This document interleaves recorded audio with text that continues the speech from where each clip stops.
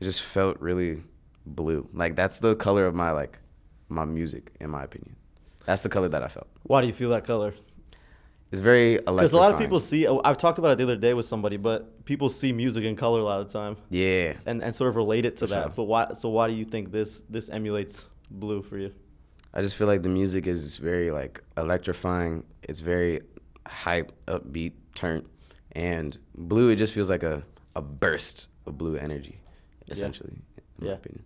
So was it all built out then, starting from a song, like because it all follows a similar sound, right? Yeah. And it's cohesive, but the idea for it stemmed from you making one song and then continuing to make songs like that, or how did the album actually come together with that song? I guess technically the album is kind of a mixtape, but not really. I made it more into like a real cohesive album when I did all the transitions and shit. Yeah. But like so good when I first made that song, I'm like I said, like, bro, this song is crazy. I want to do more stuff like this. So then I just started, asking for certain beats from my prods, and then just more like similar stuff to this. I was like, because I already had the idea. I wanted to drop the tape soon. Because after Bobby Shmurda had So was dropped, it built around? Yeah. So good. Yeah, for sure, 100%. That song was definitely like, because the whole thing is like, it's the intro, because it says, when it's all said and done, they don't know who the one. Like when you listen to the whole album, you'll be like, damn. You know what I'm saying? Yeah. But yeah, for sure. It was just a great experience. And I was already planning to drop an album, because after the Bobby Shmurda reel had blew up, everybody's like, yo, bro, get an album going, drop an album. Because I hit 100K, and I was just like, 100K with no album. Just 2 songs. It was Bobby Shmurda and Buddy Buddy. So then I was like, all right, I got to start working. So I get the album together. I do all the transitions. We get all the shit done, getting videos done. Now we're here. What is that? You talk about those 2 singles, right? And that's sort of, last year you really had a breakout moment with those 2 things. And it's only 2 singles. But then how you have, I guess, a bit of pressure then. You said like the 2 singles and no album, right? Yeah.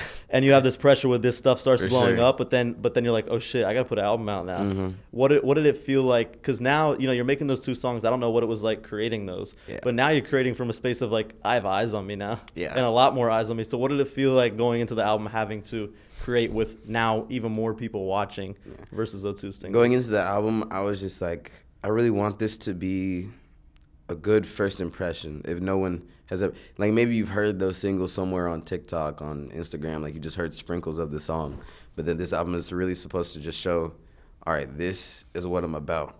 Because this album is more of like just an intro album to like me as a person, as an artist. Mm-hmm. Everything else down the line, it's only gonna get crazier. It's only gonna get better. So this is a really good like just first intro for everybody, and just really trying to make my stamp in the scene. Of this is who you are. Yeah, for sure. How do you feel like the actual creation and like your thought process changed? Did it change at all from making those 2 singles to now? Like I'm trying to dive deeper into like the mental space, I guess you were in, of like, I'm trying to follow up these singles with a project that sort of tells my story as a whole and who I am, right? So how did you find yourself like making music the same or differently when approaching it? So I was definitely like, it was like, obviously like, same process, of course, but the mental space version of it is just like, I'm really trying to make this something that people will like, and that I can really just find a good fan base with. Like, I want to make this something, because I understand when some artists would be like, oh, like, I don't care if y'all don't fuck with this. Like, I'm dropping what I like or whatever, which is true. Like, I'll drop what I like, of course. I drop everything that I love. But I'm also, for the people. I'm going to listen to what the people want. I mean, why wouldn't you? Yeah. You know what I'm saying? So it's just, and then there's also like all these like SoundCloud songs that have only been on SoundCloud where people really fuck with that type of sound. So then I was also like just on my archive pages, and then some of my older songs. So I'm just like, going back into my old discography, reflecting on everything, seeing what I can improve on, going into the album with that, just keep making changes and decisions based on, the feedback. And then obviously, my heart, of course. Because you dropped the project in 2024, correct? I did. That was really old. That was just some random shit I put together. That was executive prod. What is it? My homie Firm. Shout out Firm.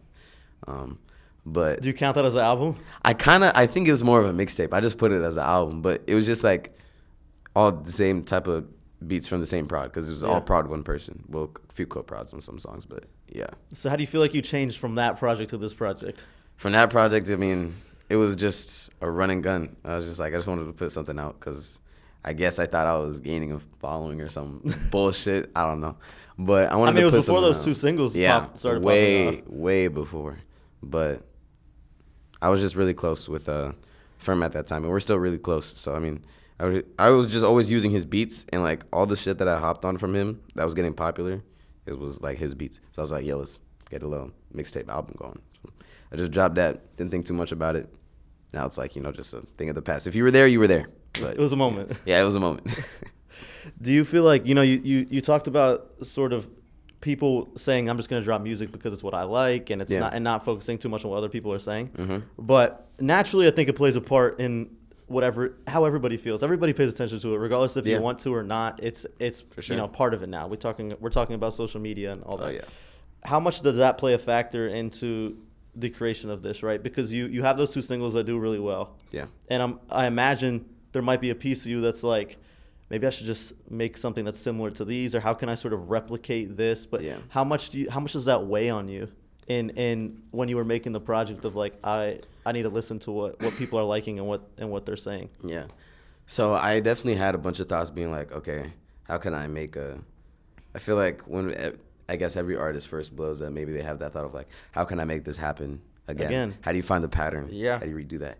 And I'm just like, I didn't make this happen by doing anything certain. It was just me recording another song just another day.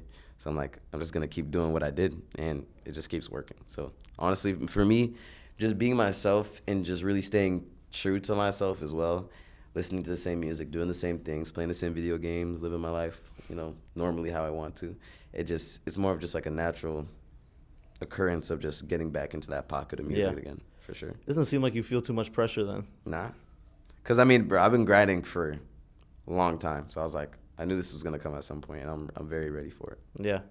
But even now, it's such an early stage with, like, the first album, I guess we can call it, dropping. Yeah. It's like there usually is a big pressure to feel like once you have a little bit of success like that, it's like, I got to repeat it. Mm-hmm. And, like, how do I top it? Or how do I keep being consistent like that? Yeah. But you didn't feel that through making this project? Not throughout making it. After it had dropped, I feel like watching all, like, the reactions on YouTube is when I really had felt that. Yeah. So, because actually I watched Nick at Nights live.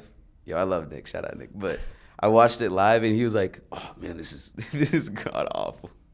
It was so funny. Like I was crying watching that reaction because the way he reacts to stuff is it's too funny for me not to laugh. Like, because I know my music wasn't even for him, but I just love him as a reactor and as a person. He's a really cool person. So I just wanted to see. He liked one song, so that's a win in my book. But so how do you take that then? Like because like obviously, it depends on their music taste and whether it's like maybe it's someone who's not even a fan or a fan of that genre for sure and is listening to it, so you have to take it with a grain of salt.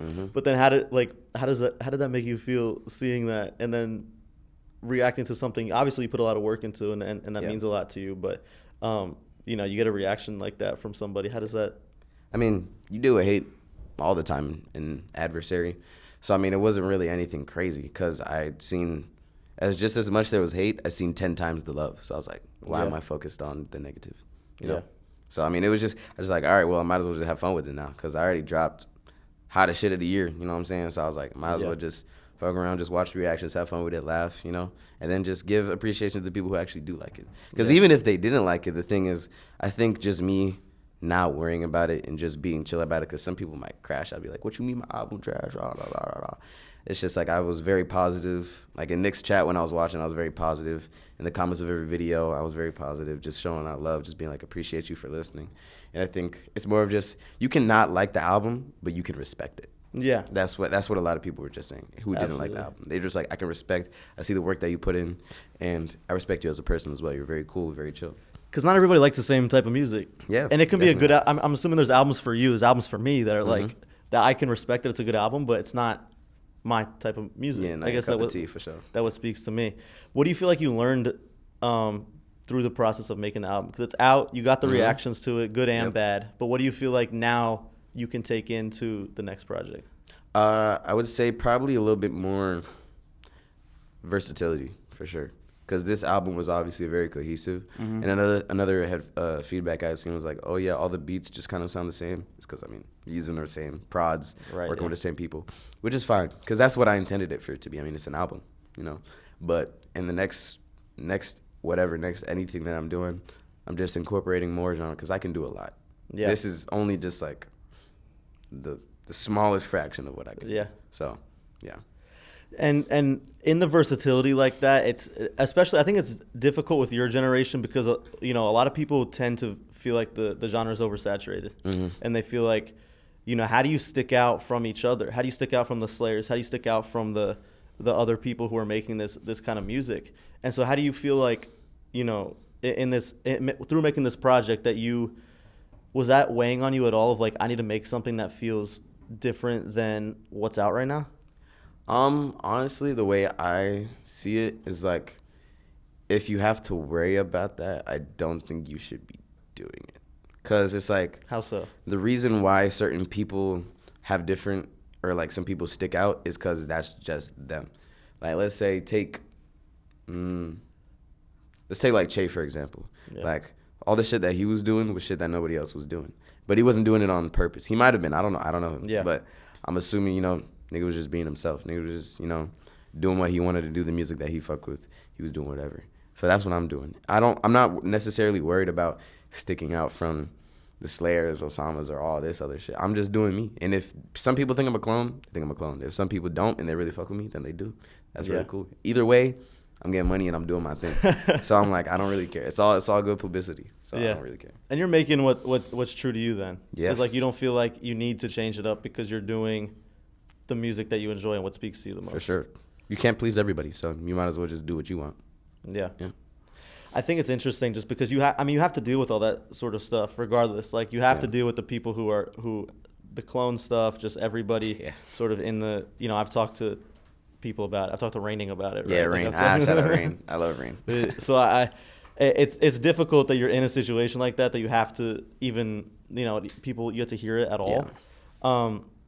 But I think it is different. I mean, I think the album is different and you're trying to touch on, you know, meshing different elements of actually speaking on important things. You're speaking on, like, I feel like deeper topics than you can tend to hear in the genre. You know, like I feel like you're able to do that and you're able to try to convey a bit more vulnerability maybe in the music than we're used to hearing with typical rage music. Yeah. Where do you feel like that stems from for you? Like, why do you feel like you're able to do that and be honest like that, especially at such a young age like that? I think my lyricism does get more is more on like kind of like the emotional type of side, just diving deeper into like, you know, your own emotions and shit like that. Cause like take like, what is it? Hit Me Up, for example. Hit Me Up is basically like a love song. That's the one that I was thinking when I said that. Yeah. That's like basically like a love song. It's just, you know, just from personal experiences, you know, high school, blah, blah, blah. Yeah. But, I grew up in Christian household. My dad's a pastor. So I've always been very in touch with like my faith, my emotions, just being mindful. Like I used to meditate like a lot, just in my room. You sit for an hour, no lights, just no music, no nothing. You just meditate. You just be there with your own thoughts. That's a hard thing to do. Yeah, you just chill there. And I feel like that definitely really just opened up my mind to a lot of like myself. Just being able to get on my emotions more easily, be more rational, you know, try not to lash out all the time and just really be in touch with your emotions for sure. Did you always feel like that's the type of music you wanted to make? Like when you first started making music, did you know like this is sort of the direction you wanted to go in? Because you could sing, you could go in you could do a bunch of different things, right? But this is what you're choosing at least right now to do. Why is that the direction you feel like, you know, spoke to you the most that you wanted to go in? Honestly, I mean, as soon as when Bobby Schmurda and Buddy had blown up, and then I dropped Glimpse and New Money, like all those singles, I remember I posted a TikTok where I was like, all those singles were just like the trailer. This album is gonna be a movie. It was some corny shit, but it was some corny shit. But it was just basically saying like, this is all just me building up to like the shit that I really did want to do. And it's like, I started making music when I was like 12, 13, and started making music with my homie Seven.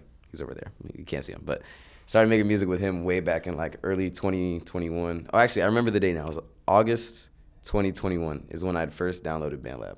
And I was just hopping on basic YouTube beats, bro, like antisocial, type like beats. Baby Santana type beats, shit like that. And then like when Che was still like Che Romani type beats, all that like glitchy shit. Yeah. So I guess I still kept some of the same elements, but I wouldn't have ever thought I probably would have been doing this. Like if I went back in the past, I would like, what the hell are you doing? It's like, this is crazy. But yeah. Were those the type of people that sort of got you into music? It was actually my older brother. My older brother, 14 Worldwide. He was a rapper before I was, and just as like a little brother, I would just like sneak in his room, see what he was doing, and then he was just like recording. I was just like getting inspired and shit. So I downloaded. I was like, yo, Jude, look. He actually has a photo of the first day I started making music. He took like a snap. He was just like, my brother just started recording. I can't believe this. I'm about to cry. It was like That's crazy. It was really funny, but it was a really heartfelt moment between me and my brother for sure. Like I love my brother. So yeah, he's the reason I started. So was it a musical household? Oh, very. My mom and dad met in a band. Oh shit. Yeah. So my dad plays guitar. He's a worship leader at our church. He sings. He plays piano. My mom sings.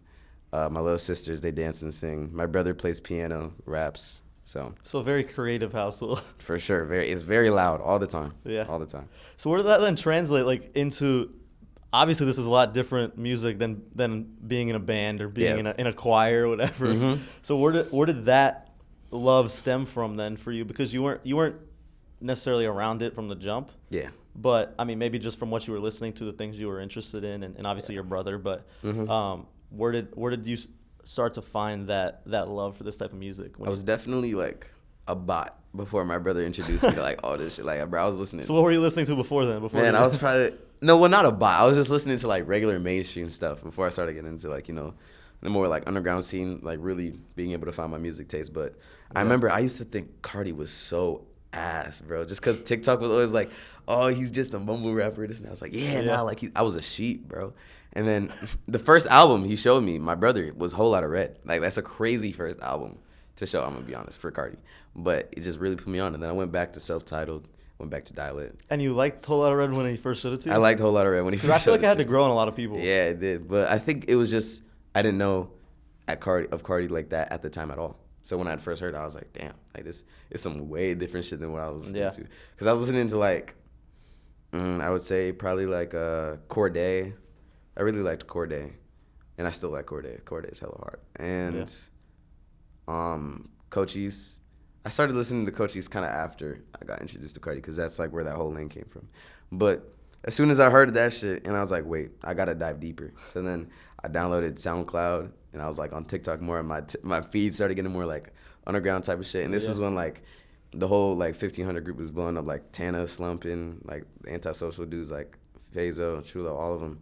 So I was just obviously, just watching them, just seeing all the underground stuff transpire as it came in. I was like, all right, it's my time. So what was it about them? Like, you're listening to a whole lot of Red, but what is it about it that you thought was amazing like that? It was completely different energy. Like, if you listen, like, going from listening to Cordae to listening to Cardi is like a crazy, like, transition. I'm not going to lie. And it was just, and after going to a bunch of concerts with my brother, because he had a group called Free World, with his friends just down in Florida. They had done like a bunch of their own concerts and stuff. Yeah. And I started hearing more like kind of mosh pit music, I think. Like kind of screamo stuff. Like, as he had also put me onto X and Ski at the same time, and Juice, all around that same time when he put me on the Cardi. Yeah. So, yeah, it was just, I started getting more used to it. I think there's an energy in mosh music like that I think speaks to a lot of people. Yeah. Like it was like a key that just unlocked in my brain. I was like, I didn't know I wanted to do this. Yeah, because it's really energy based. Like it's not. It might not. It's different than Cordae, obviously. Yeah. Like it's different than rap like that, hip hop like that. But I think there's just something in it from, especially when you go to a show, that you can feel, that hopefully people feel tonight when they go to the concert and they just get an energy. Live energy for sure. What are you most looking forward to? The album's out. You're doing the show, but what are you most looking forward to coming up here? Because this is just a start. Well, coming up to... I just mean coming up in your career. I thought you meant literally like to New York. No, but obviously the show. Yeah. But you're doing a ton of stuff right now, and it's really just beginning. And what are you most looking forward to going forward here? Because so many doors have opened for you, I feel like. Yeah, a lot. I think the main thing I've always wanted to do was shows. Just because I remember I wanted the Free World concerts that my brother and his friends do. They let me perform once, and after that I was like, no, I got to keep doing this. I want to keep doing it. Like, I love the feeling. So it was just like, I always want to perform. I've always been a very energetic kid. I used to play soccer. I was always one of those kids who, like, just kicked people in the shin during soccer. Like, I wasn't even worried about the ball. But Red card. Yeah, red card all the time for sure. They put me on the bench so many times. But I've just always been super energetic, and I just fell in love with performing as soon as like they put me on that stage, because I was already performing. There's actually a video out there that some of my Discord had found. It was a video of me singing the national anthem at 9 years old for the mayor of Lake Worth down in Florida, and it was at church. And I don't know, I've just always been used to being on stage and performing. But then once I performed like that, when I was like screaming on stage and everybody was lit, everybody was getting turned, because it was a good scene that they introduced me to, because they didn't care who you were. If the music has bass and it's turned, they're gonna jump. So they didn't really care. It's energy, right? Yeah, that's what really, all those people at that concert, if you guys were there, you guys are the reason I'm here today, for sure. So it seems like it was natural. Like, did you ever fear going out there like that? I did at first, yeah, for sure. When your brother 100%. first pushed you out there? Very nervous, yeah. Very nervous. Wait, you said what? What, you went on the stage was it your brother who rushed you? Yeah. My brother had put me up there, and it was. And There's were a you video. nervous There's a video out there as well. There's videos of everything I've done, but it's good to document life. It's 2026, right? Yeah, I mean, shit, bro. They're not letting anything go to waste no more. You can't delete nothing on the internet. Do you feel like you go into performing is such a big part of what you love to do, right? Mm-hmm. Do you feel like you go into making this project at least with the intention of like, I want to make songs that are exciting to perform? Like, is that something that goes through your head while you're making it? 100%. I think that's like, it's like, whenever I make a song, it's like, all right, do I want to make some chill shit? Do I want to make some shit you can just drive around in the car to? You want to make some shit you can just chill with your girl with? Or you want make some chill shit, or make some shit that you can just get super turned with the crowd, make some shit that blows out the speakers, make something that just, really like connects with people and gives them the energy. So you're putting yourself in a setting. You're putting yourself in a setting of all like, the time, for sure. Where do I want people to listen to this at? Mm-hmm. Exactly. Yeah. So it's a combination of what's the mood I'm in, where would somebody listen to this? Yeah. So, I think it makes a difference, right? Yeah. It does, like whether it's in your car, or it's at a show, or it's in your room with nobody around. Yeah. Like it makes a huge difference in the type of music that you're making. But you're would you say you're chasing a feeling like that when you're making something? Yeah, for sure. But the thing is, like, in every song, there may be like the majority of like, okay, I want this mostly to be a performance song, but you can listen to this on the headphones. You can chill in the crib with this. You can just have this in the background or whatever. It's like sprinkle little elements so you can listen to it anywhere. But the place where it's gonna sound the best would be like performing or in the car or wherever.